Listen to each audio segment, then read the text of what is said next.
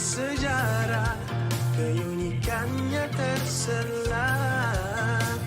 Cinta tak pernah hilang, Sarawak bumi kenyalang. Walaupun di mana saja, Walaupun siapa saja,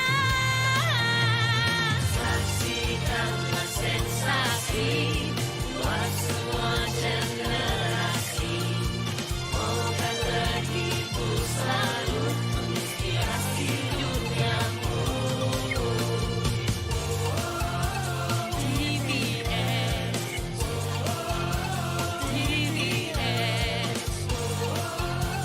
TVS, inspirasi duniamu. Saksikanlah sensasi buat semua generasi. Moga terhibur selalu menginspirasi duniamu. Saksikanlah sensasi buat semua generasi. Moga terhibur selalu menginspirasi duniamu. TVS, TVS, TVS. inspirasi duniamu.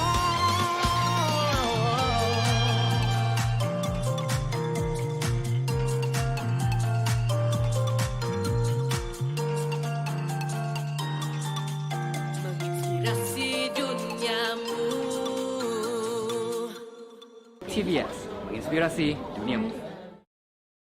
Anak yang tidak mendapat cukup makanan berkhasiat berisiko mengalami masalah berat badan, susut serta bantut. Kurang zat makanan akan menyebabkan anak kita kelihatan kecil dan rendah dari rakan sebaya, sering sakit, tidak aktif, bermasalah dalam pembelajaran, tidak produktif, kurang keyakinan diri dan berisiko kepada masalah penyakit lain. Jadi, pastikan anak kita mendapat makanan yang berkhasiat agar mereka membesar dengan sihat, kuat, bijak dan aktif. Jom jadi anak Malaysia yang tinggi, sihat selamanya.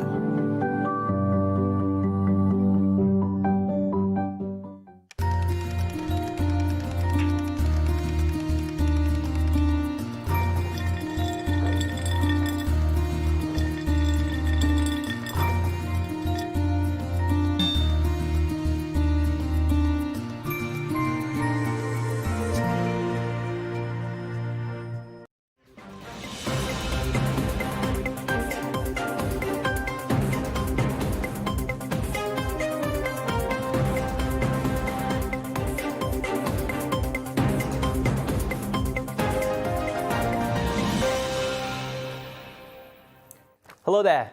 Thank you for tuning in to TVS Nightline with me, Hari Zainuddin. Let's begin with our top stories for today. The Chief Minister of Sarawak, Datuk Patinggi Tan Sri Abang Johari Tun Openg, received the Darjah Panglima Mangku Negara PMN, which carries the title Tan Sri. He was one of the 19 recipients of the federal awards, honours and medals in conjunction with the King's birthday.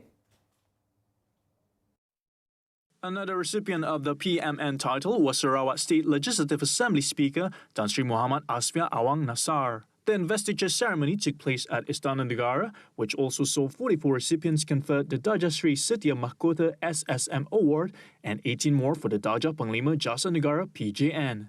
The SSM Award, which carries the Tun title, began with conferring a former Chief Justice, Tun Richard Malanjam, and former Felda Group Chairman, Tun Raja Muhammad alias Raja Muhammad Ali.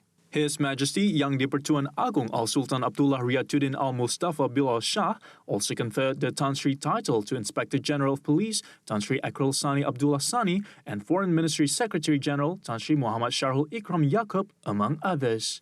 For the PJN Award, Sabah's second Deputy Chief Minister, Datuk Dr. Jeffrey Kitingan, and former national badminton player, Datuk Muhammad Misbun Sidek, were among those who were conferred. The Sarawak government will not compromise on its commitment to tackling illegal logging activities in the state. However, Deputy Chief Minister Dato' Amar Awang Tengah Ali Hassan stressed that the effort to combat environmental crimes needed the close cooperation from the public as the eyes and ears of the government to provide information on such activities to the authorities. At the same time, he said monitoring works together with enforcement agencies as well as the Sarawak Forest Department were ongoing and would be enhanced further. He added that illegal logging not only incurs losses for the government, but it is also detrimental to the environment and forests that are rich in flora and fauna. Soon, residents living in the Kuching International Airport southern area can now heave a sigh of relief as they can look forward to the construction of a new road access to the airport. Among the new development include the construction of a 6.2 kilometers road that stretches from Stutong to Bukit Berangan. According to Senior Works Minister Dato' Sri Fadilah Yusof, the construction of the access road is to improve accessibility between the locals as well as to reduce travel time from other districts to the airport. Ini merupakan satu projek yang amat kritikal untuk menyurai trafik di kawasan, khususnya kawasan persekitaran ini. Sebab sini kawasan ini menjadi tumpuan untuk kenderaan yang datang daripada Semarahan, daripada Serian dan juga daripada di Bandar Kuching. Dan dengan tumpuan-tumpuan itulah maka kita memerlukan satu lagi jalan sebagai penyuraian kepada keadaan trafik yang ada sekarang. The road construction costing 112.9 million ringgit is part of a project under the 11th Malaysia Plan. Fadilah added that the initial idea for the construction project started in 2017 following a proposal from the Sarawak Minister of Local Government and Housing, Dato' Sri Dr. Sim Kui Hian. Selain daripada kerajaan negeri yang juga memperjuangkan projek ini, ianya juga diperjuangkan oleh Profesor Sim sendiri yang datang dari semenjak tahun 2017 lagi kepada saya untuk projek ini supaya diberi keutamaan oleh kerajaan persekutuan. In addition to the new roads, other major scopes for the project include the construction of 3 bridges across Sungai Kuap, Sungai Stampin and Sungai Sangkoh, as well as the construction of an underpass to the airport area. The project is expected to be completed by 1st August 2024. Also present at the earth-breaking ceremony were Sarawak Minister of Local Government and Housing, Dato' Sri Dr. Sim Kui Hian, and Assistant Minister of Infrastructure and Ports Development, Dato' Julaihi Nuraiwi. Now, a total of 15 infrastructure projects under the Works Ministry in Sabah and Sarawak have been classified as SIG projects with delayed or failure to complete construction. Senior Works Minister Dato' Sri Fadilah Yusof said among the SIG projects is the construction of Hospital Petrajaya HPJ in Sarawak. Sabah dan Sarawak ada 15 projek sakit yang telah dibatalkan kontraknya dan akan dilantik dengan kontraktor penyiap. Fadilah said to fix this ongoing issue, his minister has and will appoint new contractors to complete the construction of all affected projects. On September 26, Health Minister Khairi Jamaluddin said rescue contractors had begun work to complete Hospital Petrajaya from the beginning of the year, and the hospital is expected to be fully operational in 2024. At the same event, Dato' Sri Fadilah Yusof, who is also Petrajaya Member of Parliament, has quashed claims that he might be contesting in the upcoming 12th state election, adding that the public should wait for the official announcement and not to fall to the speculation. Itu ura-ura, nama ura-ura. Jadi tunggulah pengumuman. Tapi saya sendiri tak mendengar ura-ura tersebut. Jangan percaya dengan khabar angin. Ada orang goyang pokok lah. Saya dah.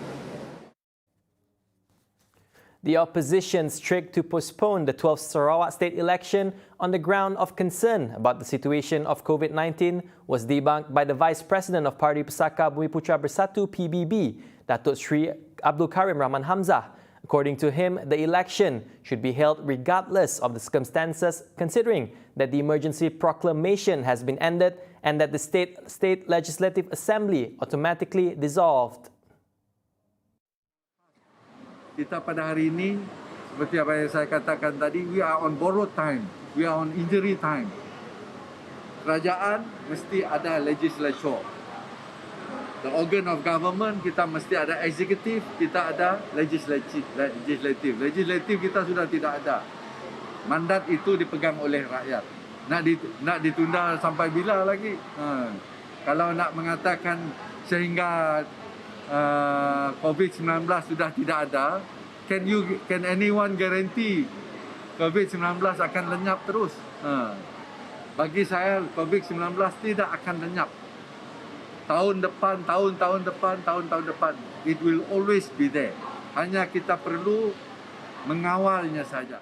Abdul Karim added the Department of Health, in collaboration with the Sarawak State Disaster Management Committee (SDMC), had successfully curbed the outbreak after most infection cases were recorded under categories 1 and 2.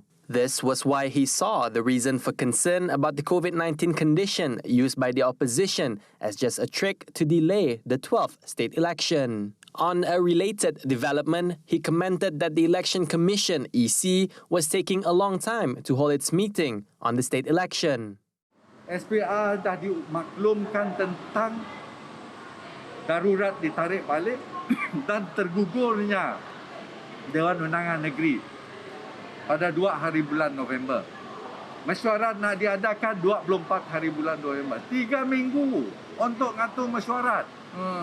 Bagi saya, the moment SPR kena beritahu, macam pilihan raya pembubaran yang tempoh lepas-lepas. Dalam masa seminggu, mereka dapat mengaturkan mesyuarat terus umum. Kurang-kurang macam itu. Tapi saya kurang pasti kenapa memakan masa sampai 3 minggu baru nak ngatur mesyuarat. Commenting further, Abdul Karim said the election must be held within 60 days after the emergency proclamation was lifted, and the only month available now is December.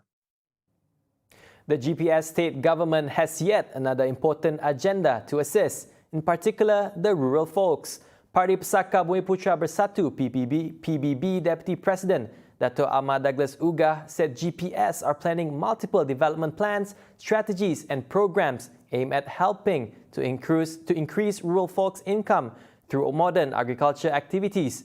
Ugah said the state government has been placing great emphasis on assisting those living in the remote areas, particularly to improve their income and well-being. Ugah, who is also the Deputy Chief Minister, said although the state government had done much in bringing basic infrastructural facilities and amenities to the people, the socio-economic agenda is a grand necessity and top priority. In order to realize this aspiration, Ugah urged all Sarawakians to continue their support for GPS as the development plans, strategies and programs should be allowed to proceed uninterrupted to benefit the people in Sarawak, emphasizing that the GPS government would not make promises they could not deliver.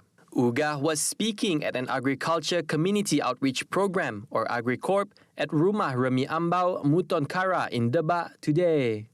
Ugah, who is the Minister of Agriculture Modernisation, Native Land and Regional Development, advised rural folks to plant musangking durians as the fruits have a high export demand and value, and the government would assist in providing the planting materials.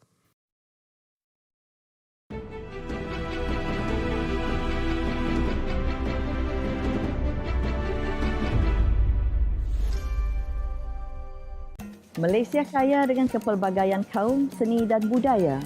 Keindahan alam semula jadi, khazanah warisan alam, pulau dan pantai serta keenakan makanannya. Semuanya ada di sini. Jom kita cuti-cuti Malaysia.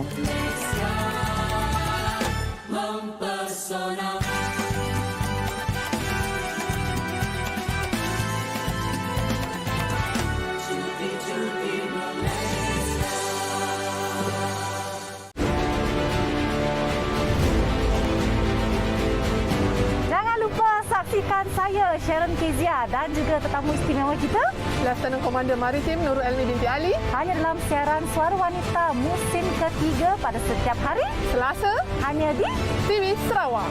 TVS saluran 122 Astro dan My TV. Jangan lupa saksikan, stay tune.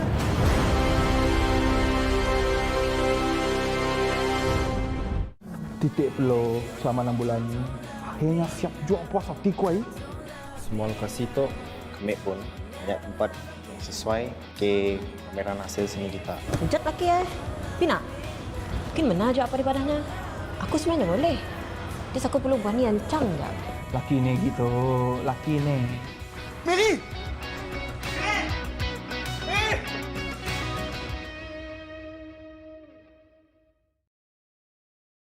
Awak jom pergi salon? Tengah makan lah ni. Apa kecoh-kecoh tu? Tak boleh nak berhenti makan lah.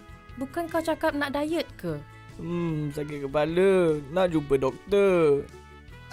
Gayat lah. Kucing pun gayat ke? Malas nak layan. Jom saksikan Pusak setiap Jumaat jam 12.30 tengah hari hanya di TVS, saluran 122 Astro dan My TV.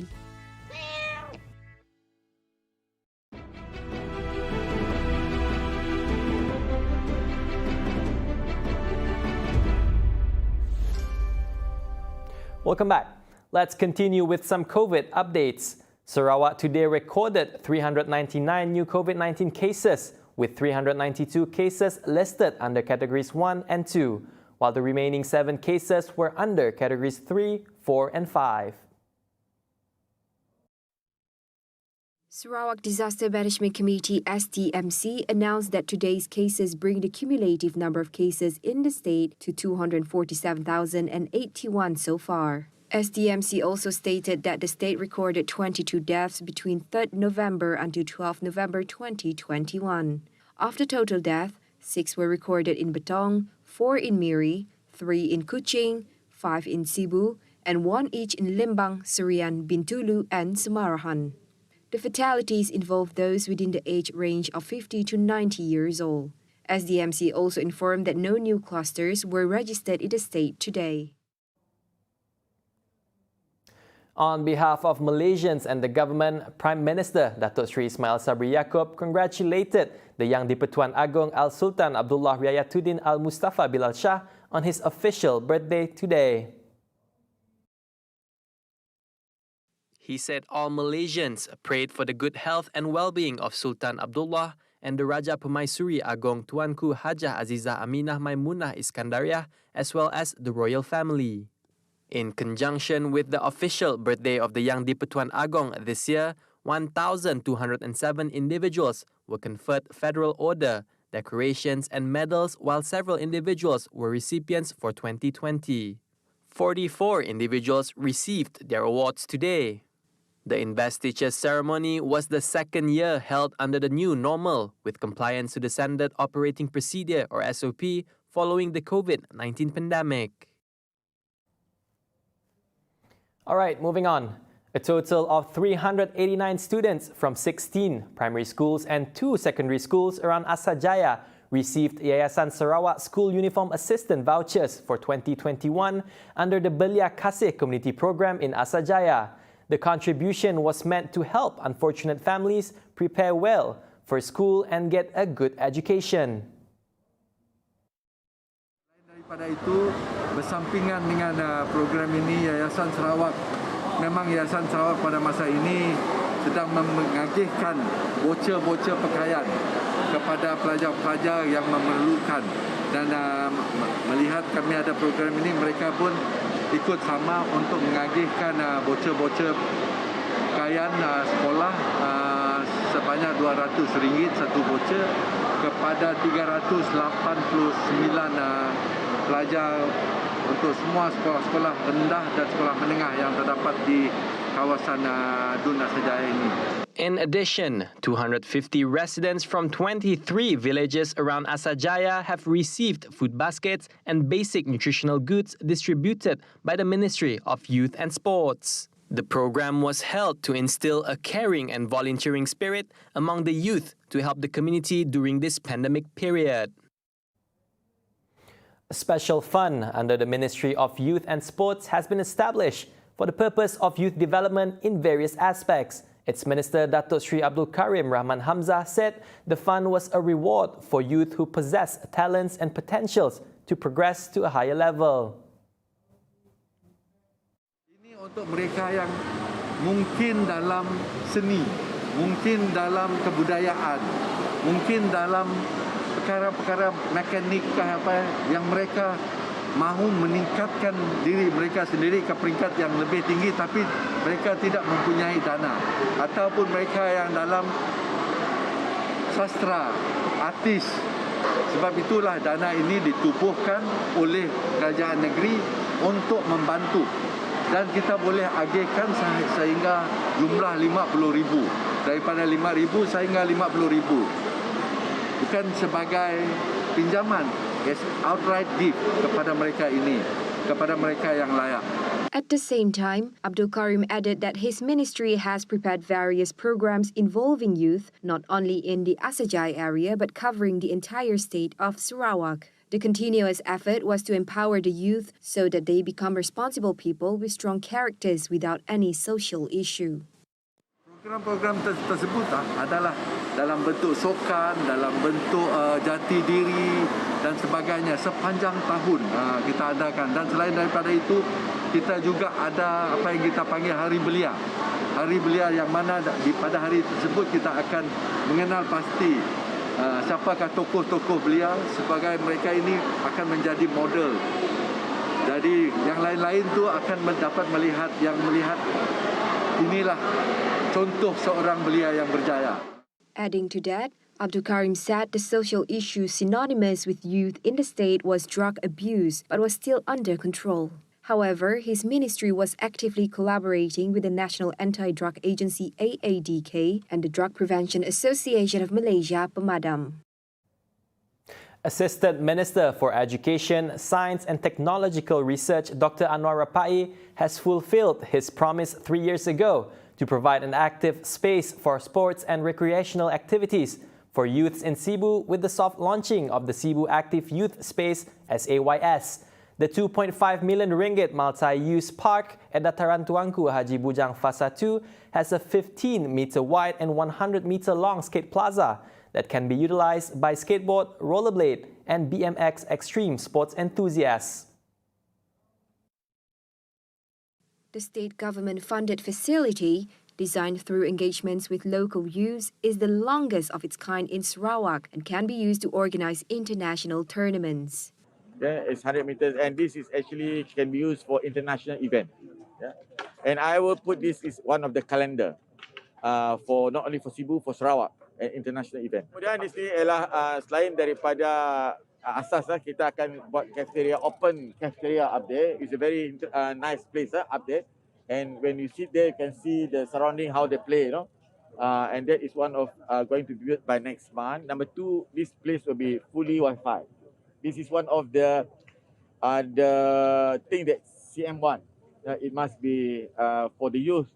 So here the youth not only can play with, but they also can surfing, and also another thing that we can have here is the e-games later on. Yeah. Dr. Anwar has allocated 50,000 ringgit for hosting an international tournament at the park in January. At the moment, Rapai said the admission to the park was free, but fees will be charged in the future to finance maintenance and provision of safety and security services at the place. And that's why I have declared just now, it's free of charge for the time being. Dia mungkin kena disebabkan kita perlu maintenance. Kita perlu maintenance. I think, and also if you give free, people might not take care of it properly lah. Yeah. So, and because first of all, also we need a lot of securities and also safety. That's why we need somebody to jaga this place, well kept, all these things. A limbless body of a 17-year-old boy who went missing after he was believed to have jumped into Sungai Batang Palo on Thursday night was found this morning. It is believed that the victim, identified as Alex Rudy Roy Ali, was actually attacked and dragged into the river by a crocodile while he was sitting on the edge of a jetty. However, this has yet to be confirmed by the police. According to a statement from the State Fire and Rescue Department Operations Centre, villagers participating in the search and rescue operation found Alex's body around 8:30 a.m., approximately 2 kilometers from the scene of the incident. The victim's body has since been handed over to the police for further action.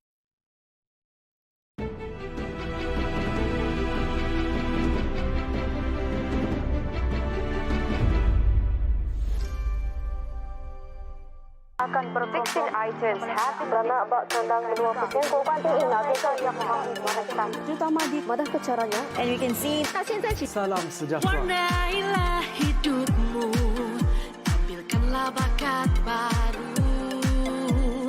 Sarawak pasti maju, menginspirasi duniamu.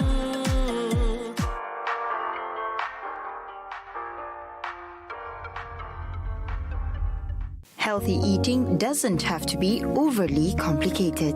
Ministry of Health Malaysia has developed a guideline called Malaysian Healthy Plate with the concept suku-suku separuh or quarter half. It is created for easier visualization in balanced meal planning.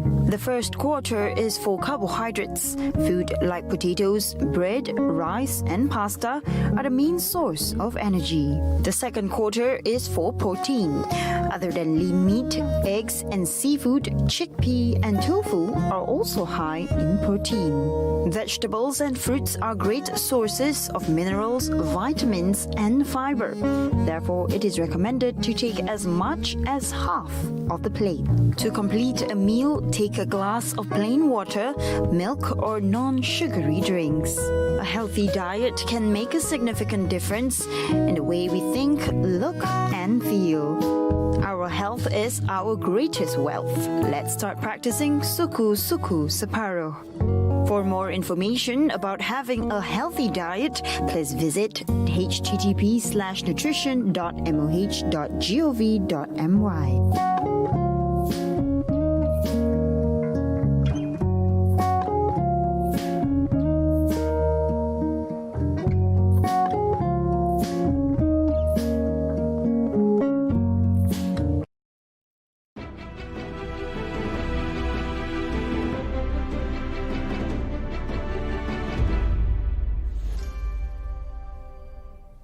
Thank you for staying with me. Let's move on with some global updates. Lithuanian border guard released a video on Saturday, November 13, of what it said were 70 migrants brought to its border by Belarus officials in trucks. Dozens of illegal migrants could be seen walking along the border between Belarus and Lithuania, which the Lithuanian border guard said was filmed on Friday, November 12, amid mounting international tension over a migrant crisis the European Union says has been orchestrated by Minsk. The video showed a group of 70 migrants, which included several children, walking along a river with about a dozen of uniformed officers shadowing them on the Lithuanian side. Lithuanian border guards are seen throwing them water and supplies. According to the Lithuanian guards, they were walking some 15 kilometers on the Belarus side of the border by the Nosha River towards Poland. The migrants did not attempt to enter Lithuania and camped at the river overnight. They continued their way on Saturday morning. Thousands of migrants from the Middle East are sheltering in freezing conditions on the border between Belarus and EU states, Poland and Lithuania, which are refusing to let them cross. Some have already died and there are fears for the safety of the rest as bitter winter conditions settle in. Belarus said on Saturday that the number of migrants arriving at a makeshift camp on the border was growing daily and that a group of up to 100 had crossed into Polish territory.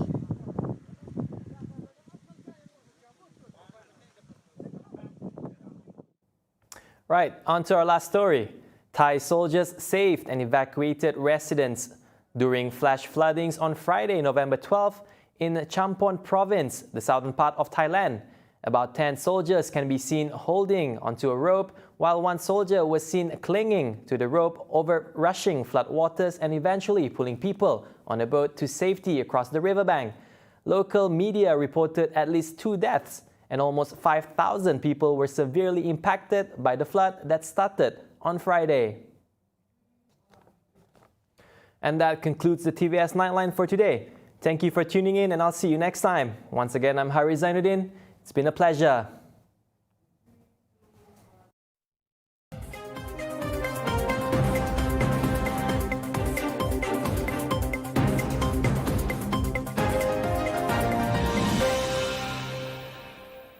Pilihan Raya Negeri ke-12 Sarawak. 82 kerusi Dewan Undangan Negeri dipertandingkan. TVS membawakan data, analisis, persembahan menarik serta informasi tentang kesemua Dewan Undangan Negeri. Berita terkini dan komprehensif. Laporan wartawan di lokasi. Laporan Odlin Ketedi. Saya Priscilla Chot. Saya Karizal Afindi. Laporan Salasa Safia. Saya Lukman Muhammad. Laporan daripada saya Jessica Chung. Ruben Gomez. Saya Studawi. I'm Hari Zainuddin. Untuk TVS. Untuk TVS. Sarawak Decides hanya di TVS Saluran 122.